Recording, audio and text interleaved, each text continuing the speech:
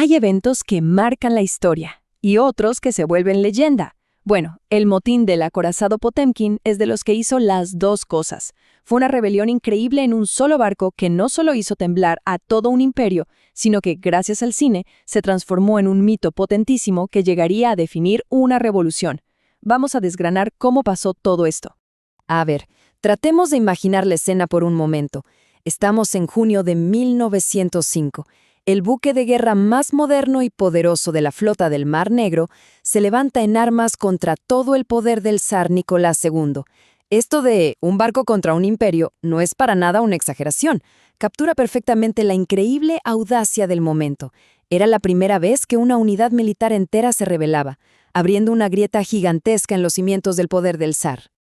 Pero, a ver, ¿cómo es que una tripulación llega a este punto, a amotinarse? Para entenderlo bien, hay que echar un vistazo al panorama completo de 1905. Rusia no era un imperio estable y sólido, para nada. Era más bien un gigante con pies de barro, a punto de derrumbarse. Es que 1905 fue el año en que todo se rompió. Empezó en enero con el tristemente célebre Domingo Sangriento, que destrozó para siempre la imagen del zar como protector del pueblo. Siguió en mayo, con la tremenda humillación de la derrota naval contra Japón en Tsushima, que dejó en evidencia la debilidad militar del imperio. Para junio, las huelgas y las protestas ya eran el pan de cada día. En este contexto, el motín del Potemkin no fue un hecho aislado, fue más bien la consecuencia lógica de un sistema que se caía a pedazos. Y como en todas las grandes explosiones, siempre hay una pequeña chispa que lo enciende todo. Y lo más sorprendente es que no fue una gran estrategia política ni un plan maestro. Fue algo mucho más básico, más visceral: la comida. Esto fue lo que transformó a marineros leales en rebeldes. El detonante es increíblemente simbólico, casi poético.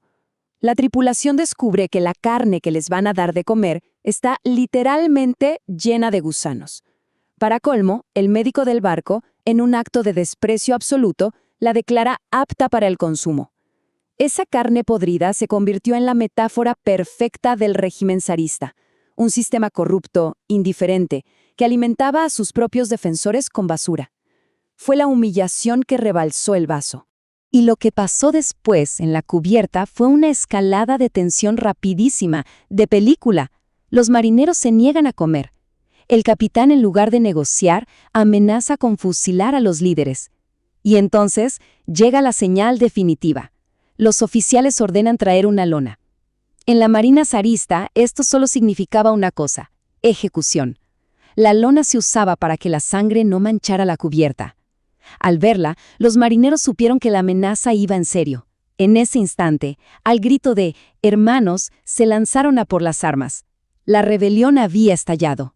El siguiente acto fue puramente simbólico, pero tuvo una fuerza inmensa. Bajaron la bandera imperial de San Andrés y en su lugar izaron una bandera roja. Así de simple. El buque de guerra más moderno de la flota ya no le servía al zar. Se había convertido ahí, en medio del Mar Negro, en territorio revolucionario. Pero, claro, tomar el control del barco era la parte, digamos, fácil. La pregunta ahora era: ¿y ahora qué hacemos? Bajo el liderazgo de un marinero llamado Afanasi Machuchenko, el Potemkin empezó una odisea de 11 días, navegando como un buque fantasma revolucionario, buscando desesperadamente un lugar donde anclar su rebelión. Su primer destino parecía lógico: Odesa. Y no era un puerto cualquiera. La ciudad estaba en medio de una huelga general. Era un auténtico polvorín de descontento social. La esperanza de los marineros era clara: unir su poder de fuego con la revuelta de los obreros en tierra. Querían transformar un motín en una verdadera revolución. Y justo en Odesa ocurre uno de los momentos más tensos y reveladores de toda esta historia. El zar envía al resto de la flota con una orden muy simple: hundan al Potemkin. La escuadra leal rodea al barco rebelde, pero cuando llegó el momento de la verdad, el momento de disparar, los cañones no sonaron. Los marineros de los otros barcos se negaron a abrir fuego contra sus compañeros. Es más, los saludaron al grito de «hermanos». El mensaje para el zar fue demoledor. El pilar fundamental de su poder, la lealtad de sus fuerzas armadas, se estaba quebrando. Esa fue una victoria moral gigantesca, Pero no fue suficiente. La rebelión no se contagió al resto de la flota. En Odessa, las tropas de tierra sí obedecieron y masacraron a los civiles que apoyaban a los marineros. Sin poder conseguir carbón ni provisiones, el Potemkin se convirtió en un paria flotante. Después de ser rechazados en otros puertos, su viaje terminó en Constanza, en Rumania. Allí, sin combustible y sin esperanzas, la tripulación se rindió y pidió asilo político. La rebelión, en términos prácticos, había fracasado. Entonces, el motín en sí, como acción militar, fue un fracaso. Los rebeldes se rindieron. Fin de la historia, ¿no? Pues no, para nada, porque el impacto de un evento histórico no siempre se mide por su éxito inmediato.